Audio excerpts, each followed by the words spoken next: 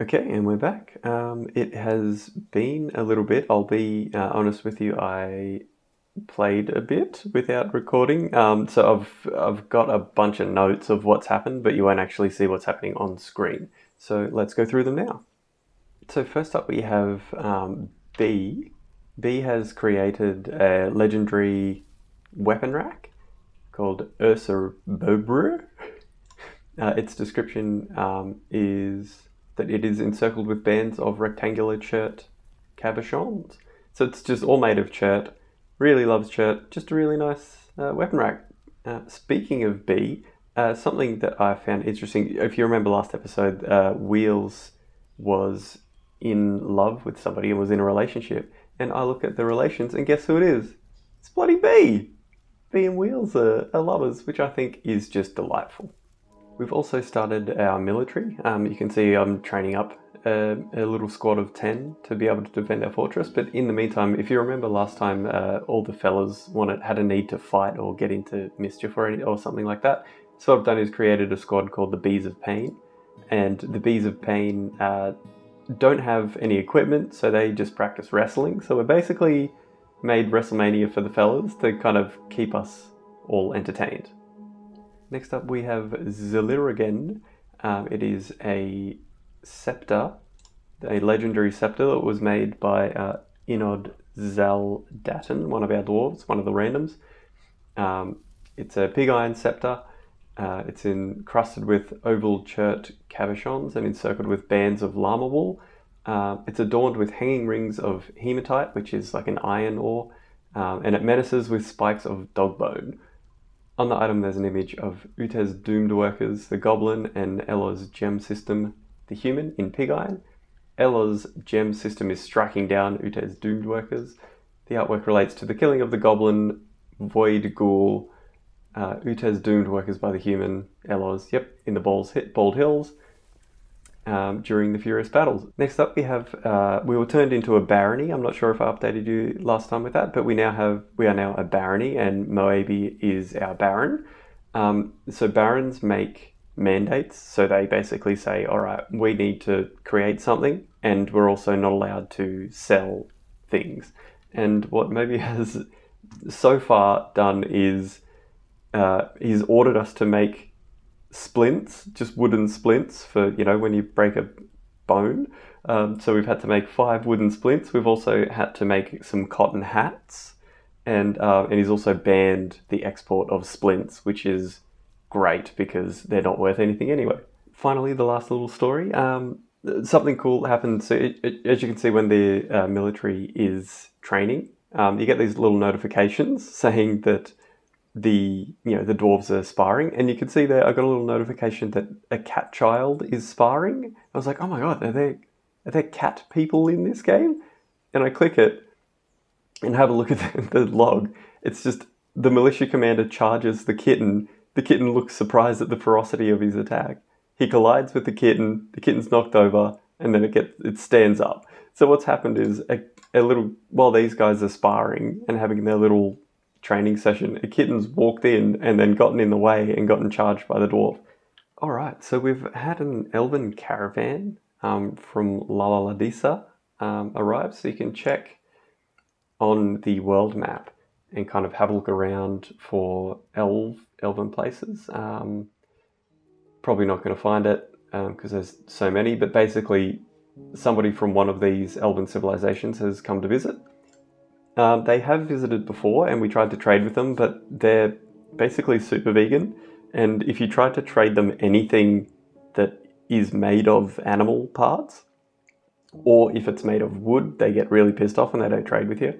And I forgot that we adorned most of our crafts with mussel shells because Gibbo was just pulling in so many of them.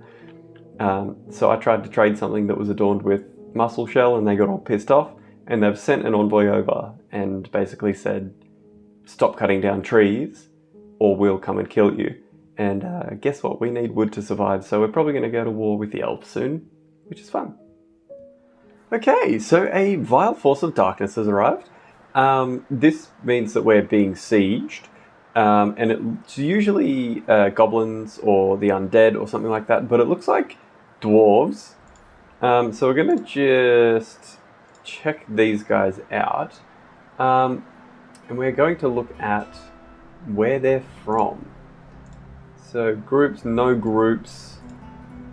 Alright, so it looks like these are just a mercenary band or something like that. So we're going to just let them stream in a little bit.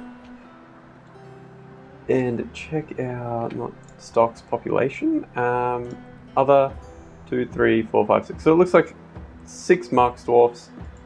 I'm not really prepared for this. So basically I've locked all of the civilians into here where they've got some drinks. They don't have food, but you know what? If they might die, I'd prefer drinks. And then I'm sending my military to just go stand out here to wait for the enemy. So let's just see what happens. I mean, these guys are fishing, so obviously they're dumb. Right, so these are usually goblins and kobolds, but they're dwarves, and they're in the Seducer of Yore, apparently. That's the civilization they're in. And these guys are shooting. So I'm not sure if they're friends or not. Well, okay, that guy just got absolutely massacred. Alright, let's check the combat logs. The Bow Dwarf,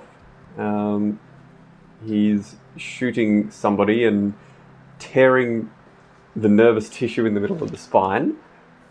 The Swords Dwarf blocks the arrow with the shield. Thank God I gave him shields.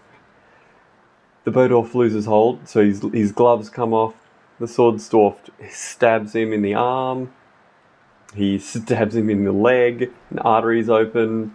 The Bow Dwarf falls over, and they just seem to hack and kick and twist everything. Oh, the guy comes along with a spear and stabs him.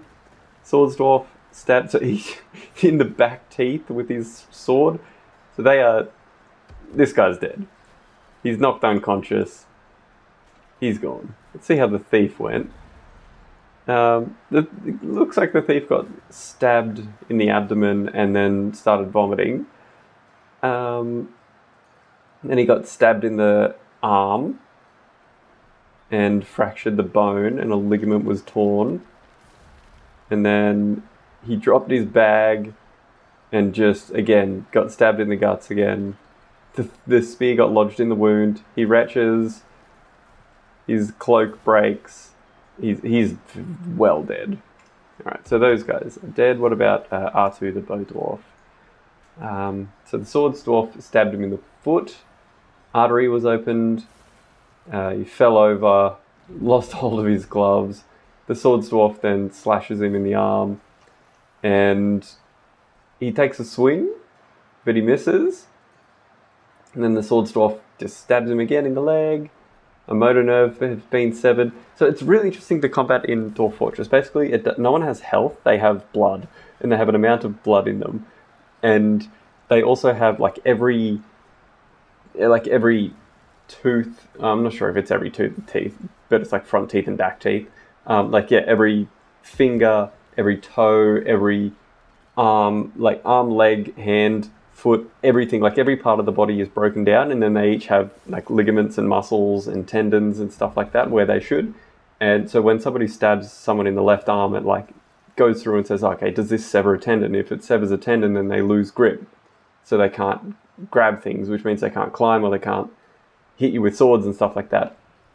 And the way that they die is either they lose blood, because you can also cut arteries, and chop limbs off and stuff like that, and they'll start losing blood. So if they lose all their blood, or an amount of blood, then they die. Or if they have their brain or internal organs, because they have those as well, if they have those bruised enough or bashed enough, they also die. Gruesome, but just really cool. Instead of you went from 80 HP to 75, it's a bit more real. And yeah, if you lose an arm, it's gone. Oh no, a Spear Dwarf. One of our Spear Dwarfs died. Burnishish. So we can have a look. The Spear Dwarf was stabbing the Bow Dwarf a lot. Was very satisfied with improving their spear technique, which is unfortunate. killed the bow dwarf. Went and stabbed the thief a bunch. So this is the spear dwarf that was doing damage. The spear dwarf stabbed the thief in the head. Fuck. So that's one way you can die too. The spear got lodged into the thief's head, and then I think he just went, okay, I don't have a spear anymore, and just ran into the Marks dwarf, started biting him in the head. Oh, the Marks dwarf was biting the spear dwarf in the head. The Marks dwarf was just kicking the spear dwarf in the legs and the feet. I mean, this goes on for a while, so we might just scoot through it. But basically, the Marks dwarf was a pretty good wrestler by the looks of it, and was kicking the shit out of them. The spear dwarf has lost the shield and lost the spear. It looks like the Marks dwarf just kicked the spear dwarf in the head a lot, over and over and over and over. It came back towards the end, was biting the Marks dwarf in the feet, and then eventually the spear dwarf died. Right, if you didn't think sieges were enough, we've got a new demand from our Baroness, Moebi. So Moebi has made a demand that we put an Electrum chest in their throne room or office. Electrum is a metal made from silver and gold, and we don't have any. We don't have any silver or gold, so we're gonna have to go find some. Okay. We have had a dwarven child claim a craft dwarf's workshop, so let's see what they're doing with it. Okay, so they've grabbed sandstone, sea lamprey, which is like an eel leather, a bunch of yak bones and a bunch of puppy bones, some iron bars and some glass gems, and they're working furiously, so let's see what they make. Meanwhile, Moby wants us to make tunics. Alright, Enod, the dwarven child, has created Fernan Gelut Settle, the sandstone earring. Let's go check that out and see what it is. Alright, so Fernan Gelut Settle is encrusted with, it's a sandstone earring encrusted with square green glass gems. It menaces with spikes of sandstone. It has an image of the eternal gift in pig iron, the eternal gift, the pig iron scepter in sea lamprey leather. Is that what we have, the eternal gift? On the image is a dwarf. Reg is labouring. The artwork relates to the settling of the dwarf Reg, matched lashes in Elderpaddle. Oh, cool. So it's about a guy, Reg. We'll find Reg, and he's settling in Elderpaddle. On the item is an image of dwarves in iron, and there's also an image of dwarves in dogbone. The dwarves are travelling, and it relates to the foundation of the burn keys by the barricades of the fields, which was long before our time. So let's find Reg matched lashes amongst our people. Alright, we've found Reg. I've had a look at his relations. He's just a random migrant. Having a look at his relations, and he's just a passing acquaintance with everyone, so I'm not sure how he's made an impact enough on this child to carve him into a legendary ring, but he's not a bad dwarf, so I'm sure. Intrigue! We've had Inod, one of our dwarves, just die in a very suspicious place. He's died just in the middle of the workshops, which isn't somewhere where people normally die. I don't know how, but hopefully this is a job for our Sheriff Jag. Okay, down here we have what I've called Jag's Funhouse, which is the dungeon and jail. So you can't kind of like force justice to work in a dungeon, much like real life, but if anybody comes forward with any kind of evidence, then they'll come to Jag's Funhouse and they'll investigate. Okay, so something interesting. When we were mining, we uncovered these caverns. As you can see, there's like mushroom trees and lots of cave spider silk and lots of cool stuff which we can explore. But something else has happened in the meantime. We have also gotten goblins invading. Okay, so just organising the defence a little bit, we're going to get our main army to just move over here. We have our secondary army, which we can move in. Now let's get them some combat experience. Let's move them in over here as well. We can also pull these levers, which will shut this gate and this gate. So the only way that they can come in is through this north gate here. And yeah, we'll see what happens. Right, so you can see the goblins streaming in now. We've got lots of thieves at the start that are coming in. Looks like our military is getting ready now, so let's just put the orders together instead of moving to just murder everyone. And now we see how it plays out. Alright, one goblin instantly dies. Basically just immediately gets hit by an axe dwarf. Hacks at his right foot, severs off his head. Good. Right, so the goblins aren't really standing up much here. Looks like this guy just got thrown into the river. Right, so it looks like he's had his hand chopped off, sensory nerve in the foot severed, teeth knocked out, arteries opened in the hands, and then, yeah, just bashed in the head with a shield and knocked back into the river where they are stunned and drowning and heavily bleeding. There's just this one person left. You can see just the teeth getting knocked out of this goblin. The siege has been broken. I don't think there's much left to be said. So yeah, our military is pretty tough. So let's just see if we had any injuries from that. Right, so coming into the hospital, it looks like there's 2 dwarves that are here.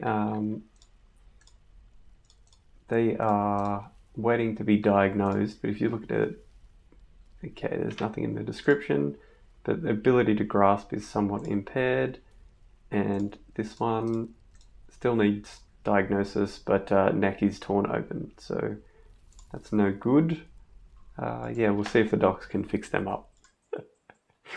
God damn it. We had another person drown. This one was just a butcher who just kind of walked into this pond and drowned. And they have come back as a ghost.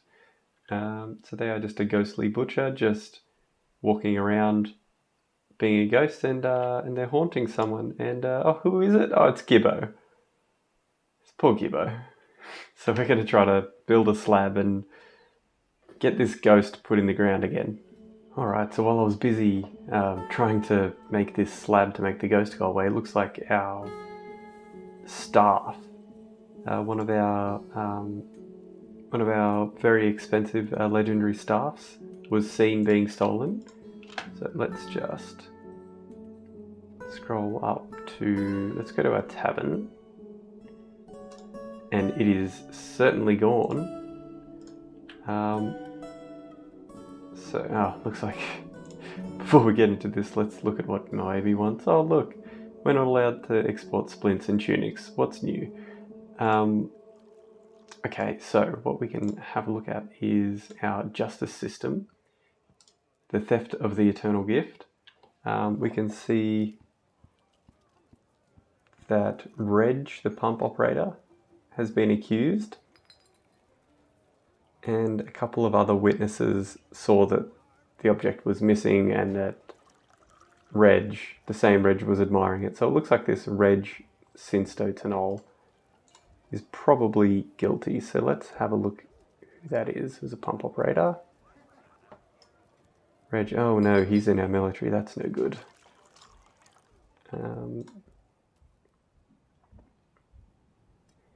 Yep, so he has it. It's right there.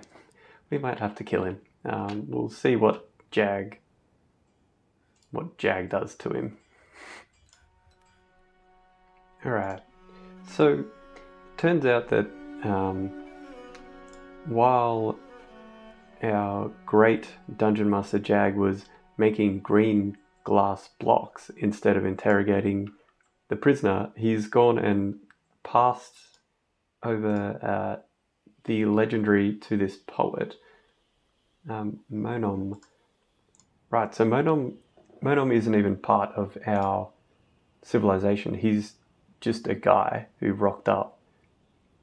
And they've obviously conspired to steal this. So hopefully when Jag finally stops making glass blocks, he'll fucking put this guy in prison. But until then, we've got our military to go and kill this guy. Let's see if he gets away before we get to him. Jag, please, he's getting away. He got away, Jag. The military didn't catch him in time. So somebody has just gotten away with stealing our stuff. Hopefully Jag can interrogate him and put this motherfucker into prison. Well, I think that might be just enough for today. As you can see here, Jag's still taking his sweet time and these cages will remain empty in the funhouse, but hopefully he can take him in for interrogation and we'll see what happens next.